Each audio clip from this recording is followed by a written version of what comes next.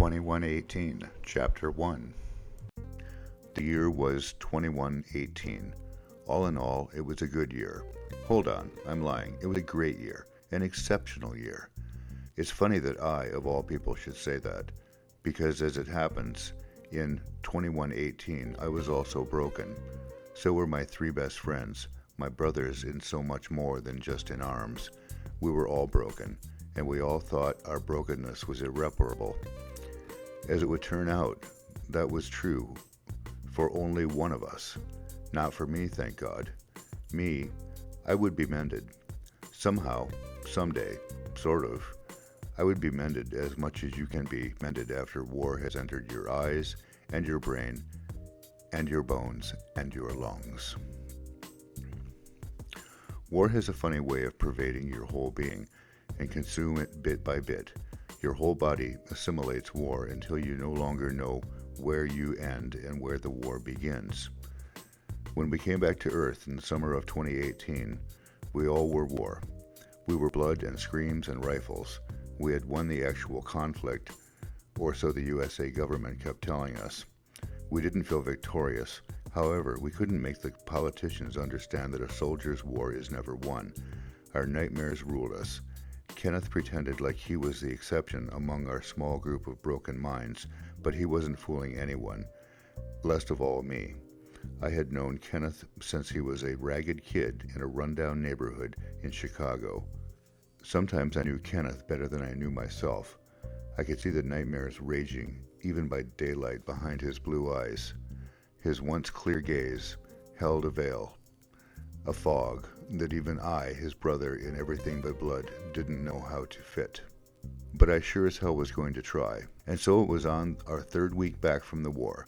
I showed up unannounced on Kenneth's doorstep and dragged him into the outside world with me. "Where are we going?" he asked. He looked around nervously as I navigated Portland's traffic. Every time another floating capsule passed by us, he jumped a little, like he was expecting it to attack us. He also did it with obviously family-friendly Astro vehicles, like he'd expected 40-something soccer moms to come at us with a Kalashnikov. "Someplace you love," I replied vaguely. Kenneth snorted. "Well, that doesn't really narrow it down, does it?" I bit down on my tongue and forced myself to keep silent, because the thing was, it did narrow it down. It narrowed it down quite a bit. Kenneth used to love everything with an intensity that would have put the biggest aesthetics to shame. Since we had come back from the war, however, he seemed to either hate everything or fear it. Either way, the result was the same. He would hole up in his apartment for days at a time, and nobody would see him or hear him until he finally emerged from his refuge, or we showed up at his door to make sure he was still with us. Except that he was no longer with us, not really, and we were determined to get him back. I took the long route for both of our benefits. Kenneth needed to stay out of the house for as long as possible, and as for me, well, I had been feeling an overwhelming urge to experience Earth as much as I possibly could. I needed to feel my planet, to breathe in it, to drink in the sights. I needed to reassure myself that what I had fought for, at least what I thought I had fought for, was still here, and that I really was home. I needed to know this wasn't some kind of cruel dream, and that I wouldn't wake up tomorrow to find myself in the middle of a bloodshed on the unforgiving surface of Neptune. "Seriously, man," Kenneth spoke from a passenger seat as I steered the capsule over the Oregon forests. "Where are we going?" "Just shut up and enjoy it, Kenneth," I snapped. "Soak it in, brother." He snorted and mumbled something I decided I was better off not hearing. The ocean was gray and leaden beneath us. I rolled down the window and breathed the cold, salty air. The woods were an endless expanse of green that rolled on for miles and miles. Humankind hasn't done much right, but at least we managed to stop global warming. Man isn't a particularly intelligent creature, all in all, but sometime before my time, we came to our senses before we could finish frying our planet. At some point, we even came up with the courtesy of taking our wars elsewhere. Literally, back then, soldiers fought on other planets, uninhabited planets, that we felt free to treat as our temporary battlegrounds while we settled our disputes. When countries were at war, the troops would be transported to whatever planet selected for the occasion to sort it out amongst themselves. No civilians harmed, just a chessboard with human pawns. That's what Kenneth and I and the others did for a living. We helped governments play human chess. We were their champions. We fought and died so that others wouldn't have to get caught in the crossfire. Don't get me wrong, I was glad that no civilians were being killed, but as for us, well, in retrospect, it was dehumanizing. Sometimes I wonder if they even talked about us while we were fighting their wars, if they even mentioned us, if they thought about us at all. We didn't get it back then. Back then we simply fought because that's what we had been trained to do. We didn't ask too many questions. We'd found that it was easier to stay sane that way. But it took its toll, and you would never hear any of us deny it. The latest conflict in particular had done a number on all of us, so much so that the four of us together decided that we would take a break before enrolling in whatever war would fire up next. Because it would fire up. Make no mistakes about it. It's what humankind does. We create wars.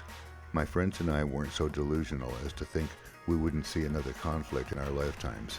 We were 28 years old, and we'd already seen 3. We bore no delusions for the future. I took a deep breath now, and I tried to focus on the gray of the ocean and the dark green of the trees, and on keeping the man sitting next to me as alive as I possibly could. Right then and there, I made it my decision to remind Kenneth how to breathe. I figured perhaps I could remind myself the same thing in the process. It was Josh's idea. Kenneth loved the theater. Over the past weeks, during those moments when he was completely unreachable to us and inaccessible to the world, we had sometimes caught him watching The Hollow Crown collection on Greenray. Those moments when centuries-old tragedies came alive on an ultra-modern screen were the only moments when Kenneth regained his spark. So, when the local theater set up a production of Shakespeare's Macbeth, Josh had us jump at the chance. Me, I was never particularly a fan of the stage. It freaked me out a bit, to be honest. It was easy to be sucked in when watching a story on a screen, easier to empathize with your own characters, and yet you did it from the safety of your own couch. The theater was just a little too raw, just a little too real for my likings. Or not real enough. It was easy to sit through a mediocre movie and still somehow enjoy it. Not so with the theater. It was either a great play or a terrible play. There were no in-betweens. The lack of grays and the sharpness of the contrast intimidated me. When it came to theater, it was either black or white, and there were no in-betweens. The actors were untouchable, some kind of unworldly creatures that were all raw feelings and naked emotion. It wasn't that I didn't recognize the magic of theater. I recognized it a little too much, and it scared me half to death. The first thing I noticed when this particular play began, in a crowded open-roof theater under the July stars, was that Josh had nailed it. Kenneth was coming alive right in front of us. His blue eyes sparkled. He sat on the edge of his seat in childlike trepidation. At times he even mouthed the words. I shared a wink and a satisfied look with Josh over Kenneth's shoulder, and Nate surreptitiously high-fived me from the seat to my left. The second thing I noticed was Lady Macbeth. The production had gone with a younger cast, and this particular young woman was the stuff of dreams. She had the blackest hair I had ever seen, so black in fact that it shone with dark blue reflections when the light hit it at certain angles. I thought it must have been a wig, but later I would discover that it was very real.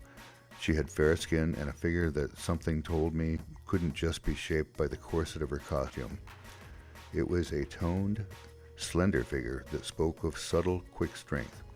Josh had got us very good seats, and I was close enough to the stage I could see the details of her.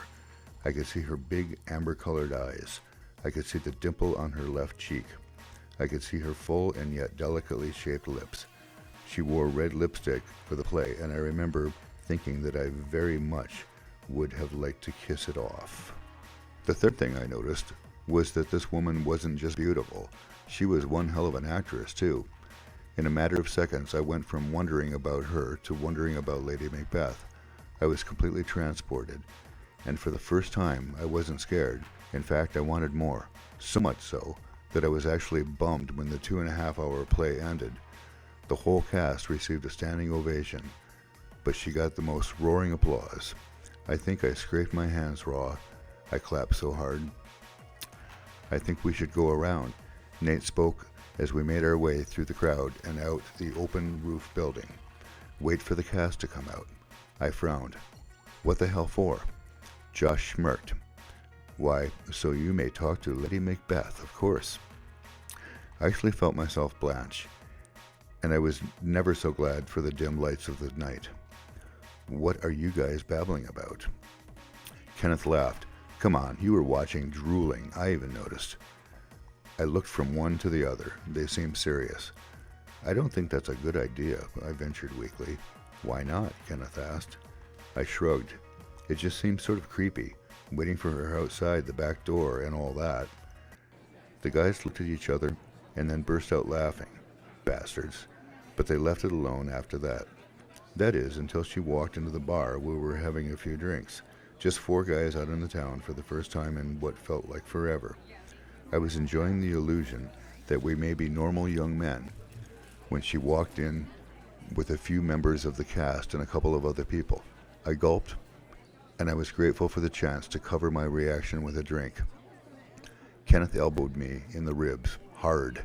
Ow, I complained, shoving him away from me. What the hell, man? That's fate, he proclaimed, nodding towards the table where Lady Macbeth and the others were taking their seats. You have to go and talk to her now. Why?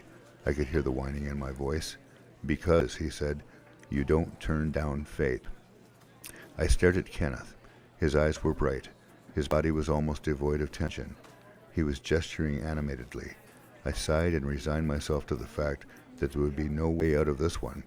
Because you also don't turn down your best friend when he's finally coming alive after weeks of limbo.